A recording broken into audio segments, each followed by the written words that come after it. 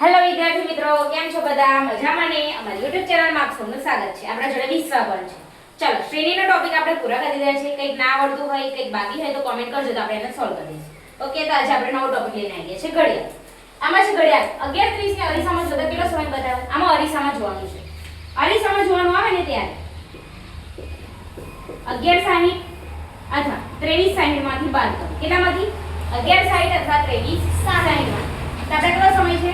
11:30. આટલા વાગ્યા હોય તેના અરીસામાં જોવાનું. તો 11:30 છે ને એને 11:60 માંથી બાદ કરો. 0 માંથી 0, 6 માંથી 3 જાય તો 3, 1 માંથી 1 જાય તો 0, 1 માંથી 1 જાય તો 0.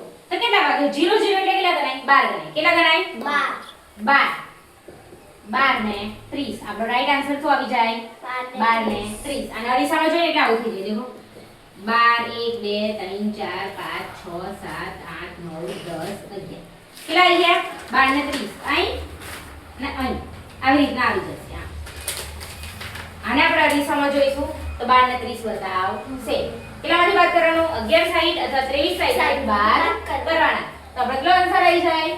0 0 30. 0 0 એટલે આપણે 12 સમજવાના. કેટલા સમજવાના? 12 જેમ 30. 12:30 વાગે આપણો આન્સર મળી જાય. ઓકે.